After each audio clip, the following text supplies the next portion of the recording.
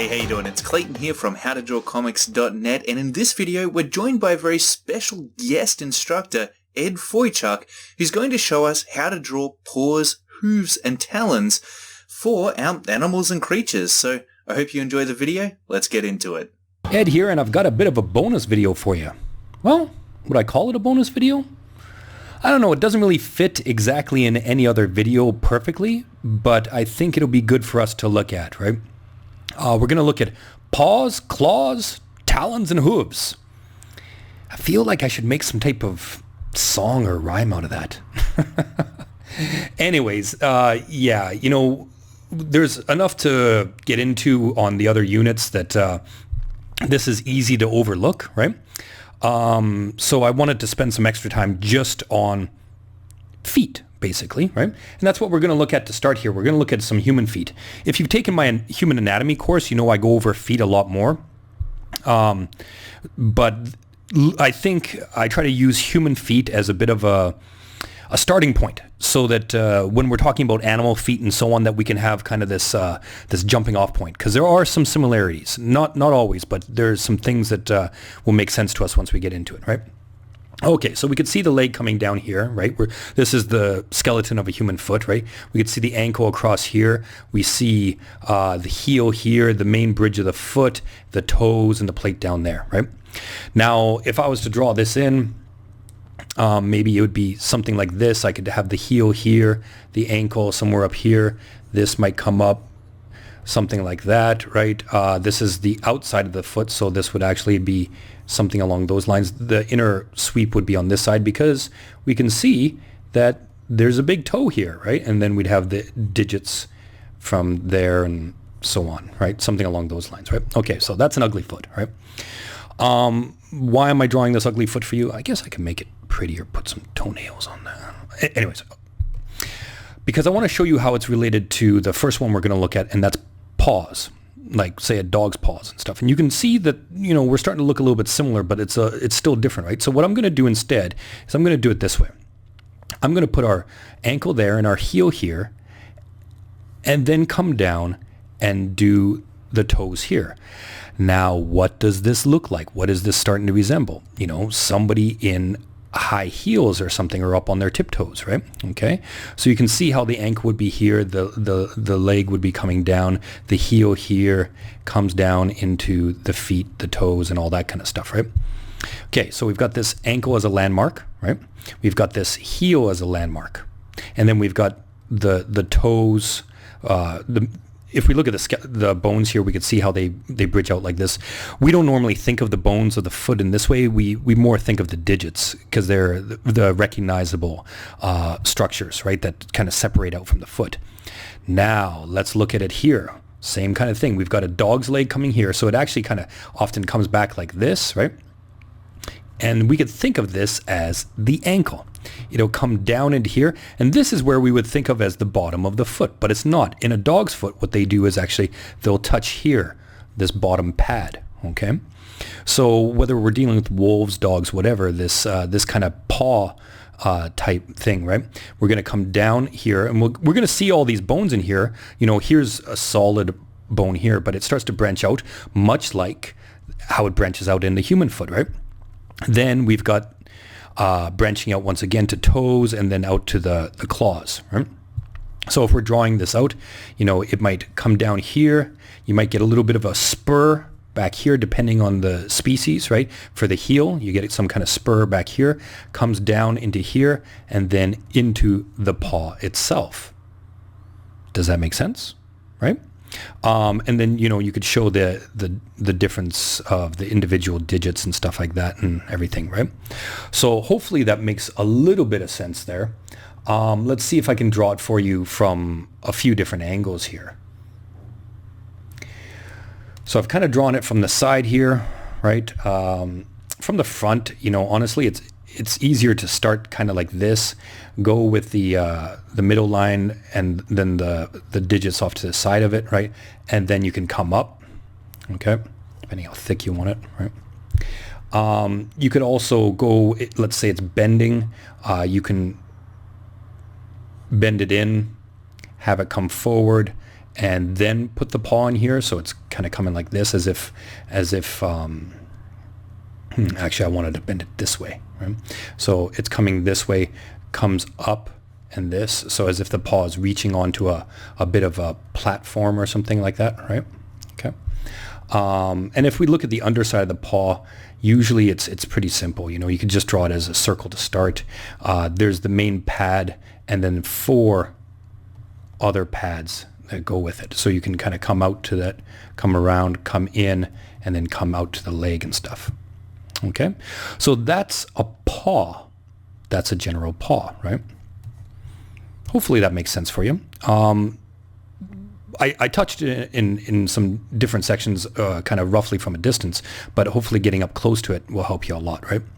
Now, what's the difference between a paw and a claw? I'm sure that a zoologist would have a better definition than me, but for me, how I kind of separate those two, at least when I'm drawing, is retractability. The claw, the nail retractability and stuff like that. So when we see a cat or a cat type of animal, right, we come down to the same kind of structure. We come down into the bony structures of what would be the foot or hand, right, and out into the individualized digits, right? Okay, so we've got the individualized digits here, right? We've also got this side branch here that comes off, and it's got a second claw on it. If we look at it from the bottom here, we can see 1, 2, 3, 4, and then this side one. And they've all got hidden here retractable claws. So when you see a dog's pattern as they're walking, what did we have? We had 1, 2, 3, 4, right? We can often see the ticks of the nails coming forward. When a cat walks, right, 1, 2, 3, 4, and maybe we'll put one off to the side. There's no extra ticks. It just is the print and stuff, right? Because those claws are retracted, right? So if we're going to draw this same thing, we would come down to the to what I call like the ankle or wrist or something like that, down into here, and then out into the different units or digits, right? Okay. And then you can start to add in, the details of it. Okay. You can add these different parts into it. Come up here, have this part, and then it comes up. And make sure you give it some weight, like if it's grounded or something like that, you can give it a bit of weight there and stuff wherever it's pressing down, okay? And it can come something like this, right? Comes up like that. So you can give even more volume on the top if you want. What I like to do is really kind of bump it out a lot more, give it a lot of volume on the top. Because, even though we're looking at the bones, we know there's meat, but with animals, it's not just the meat, the meat and muscles and tendons and ligaments that are in the claws and paws and all that. It's the fur that's often on it. And so that fur really gives it this extra volume that you've got to account for when you're adding in. You add in a lot of extra volume, right? So you can add all that extra volume into it and give it some thickness and stuff as it comes down. Cool. So once again, you could draw it from different angles. What I like to do is basically, do the same thing here from the front.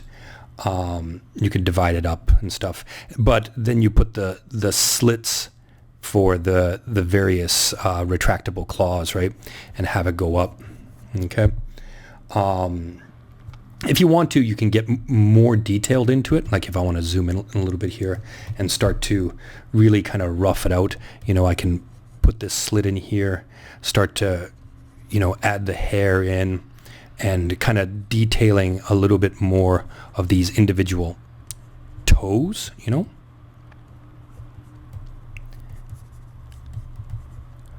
kind of coming in here and stuff. And you can see the split where that nail is going to come in, right?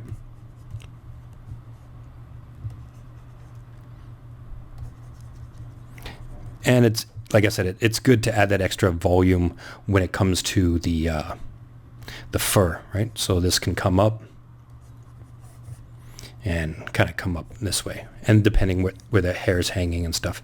And you can add that extra digit sometimes depending on the species, its location and stuff. It might be something along those lines, right, for that extra grip. Okay, so hopefully that helps you a little bit with claws, right? Don't want to do it from any other angle? I don't know. I think you kind of got it now, right?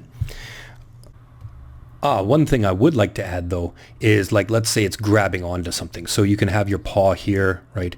And your digits coming out, right? And then that digit coming off to the side here, okay, comes up. Anyways, what I want to show here is that when the claws are not retracted, how they can come out and grip into whatever it is that the cat's grabbing into and stuff, right? Okay, so they're usually these kind of very sharp, thinner nails to it and stuff, right? So you can come in here and detail it up a little bit. Let's see, I'll start on the bottom here. You have the split, right, with the hair. Adding hair for volume. Fur, I guess, yeah. Coming here, and then we're going to have this on that side. Let's see, maybe stay constant here. Come from this side, come down. Usually I like to draw these thin, so it's imagine they're scratching a surface here or something, right? Okay, so this one's going to come in like this, come in touching there, and then, having that split of where it retracted from and comes out of, right? You can have that split on the digit.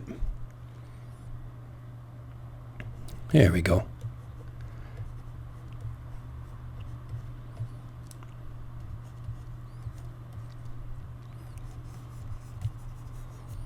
And there's our grasping claw.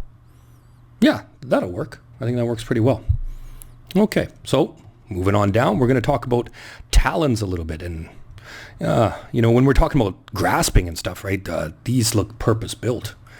Yeah, okay, so we've got a thin leg coming in to what could easily be described as an ankle.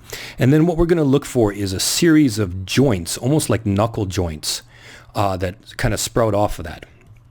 Usually imagine, say it's 3 going forward, right? We've got 3 going forward off the knuckle joints, and then we've got 1 in the rear that's going back, okay?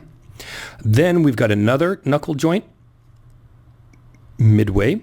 And then what I like to do is at the end, I kind of think of it as another knuckle and stuff. It's really not, but it's where the talon sits, and it often has this bulge to it.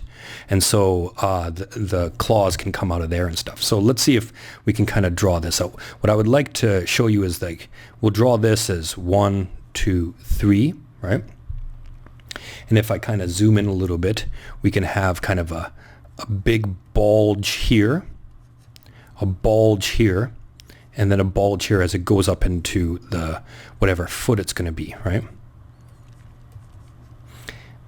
There we go. And we can have the huge nail coming out of there, right? So you can have your wrinkles, you can have your folds. Make sure you kind of put the folds around the nail coming out. It gives, instead of just like, that looks, well, as I drew it, it looks pretty ridiculous, but it looks really artificial and stuff, right? So you want to have your texture, your folds, all that kind of stuff as they lead up here, and then, the stretch as it stretches back into maybe this bottom section. And then it hooks down, something like that, right? Does that make sense? Okay, let's see if we start to bend things, move things a little bit, right? From underneath, I wanted to show you a little bit that, just like humans, the front of our hand is a little bit, or the back of our hand is a little bit different than the palm. So you can kind of imagine that maybe the texturing changes on some of these birds' talons and stuff like that, that it's almost a slightly, I don't want to say softer, because if you've ever had a bird kind of sit on you, Soft would not be the word, if you've got your arm out or something like that. But it's more, imagine that, these are designed to bend in this way, right? So the skin fold this way quite a lot, right? It's maybe on this picture, it doesn't kind of do it justice, but you can use these kind of circumference folds to show how this would really come in and fold around, wrap around whatever it is, whether it's prey, whether it's a branch, depending on the bird or whatever, right? And then, the claw could do that extra wrap around and stuff, right? So you would have your knuckle here, and you start to draw it in that way. Cool? And then looking at the top of it here, what I wanted to show was this cool texturing. Sometimes when you're drawing these different types of feet, limbs, whatever and stuff, you want to add to it by giving it that realistic texture, right? So we talked about the bottom, how the bottom doesn't have, it's made for kind of bending inward, right? And so this outward exterior, you could see how these cracks might allow for some flexibility for it to bend out this way. We can't imagine them, these almost look semi-armored at certain points here, right? And so we can't really imagine them bending inward this way or anything like that. They would extend, fold over, and yeah. The one thing I think of note here is, when you're dealing with talons and stuff like that, is that you can almost, I want to say animate, use as a cartoon base, a hyperextension, as if it's coming in to land. You could rough out the skeleton that this foot is swooping in, and it's got this hyper flow to it, right? It's about ready to wrap, and then when it hits, that's when you get that full wrap around, right? It hits whatever target it wanted to, and all these claws, both from the back one here, right, and the front ones, they fully wrap around that poor little mouse. Cool. Here, I'll put little eyes in there for you.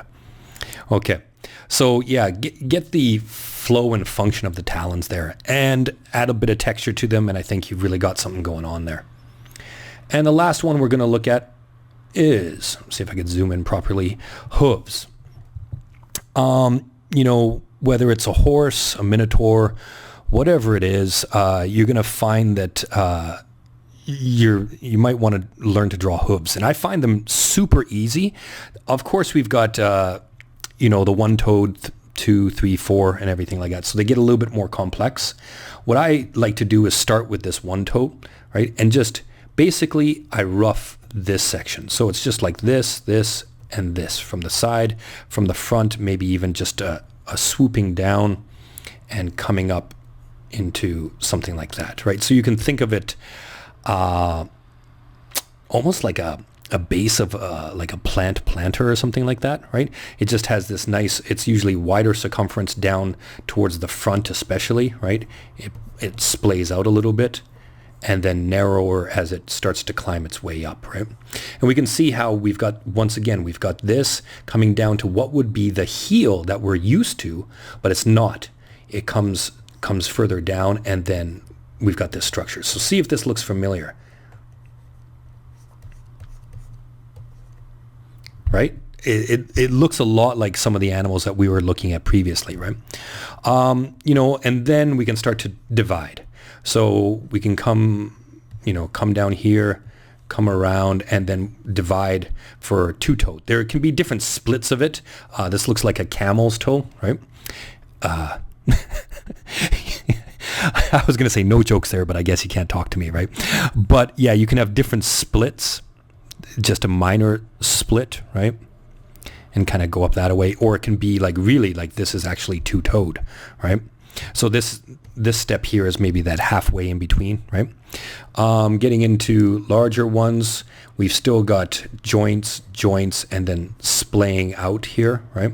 And then you can treat them all as individual ones. That's what I like to do is think of it, here's one, here's a second one, here's the third one, and they come up to this base and then come up, right? Then you can add the toenails and that kind of thing, right?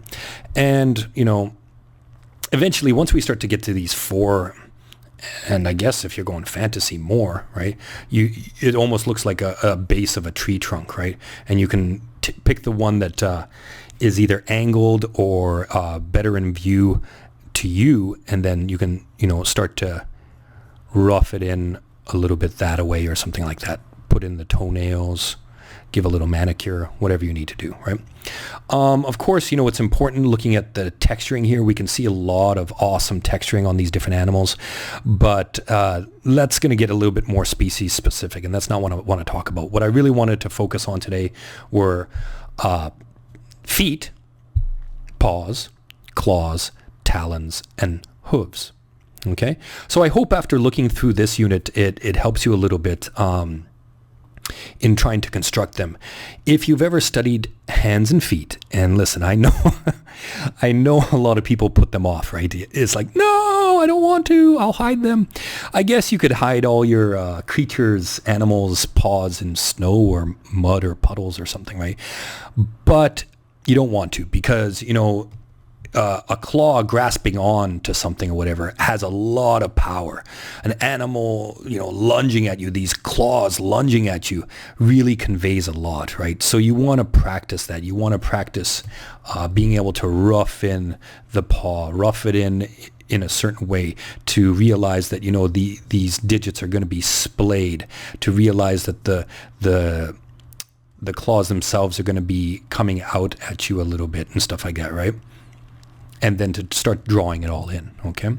Texturing is part of it, but I want you to understand the texturing more so in how it relates to how it functions. For example, like if there's a little bit of armor on one side, the armor will often restrict or block the folding, right?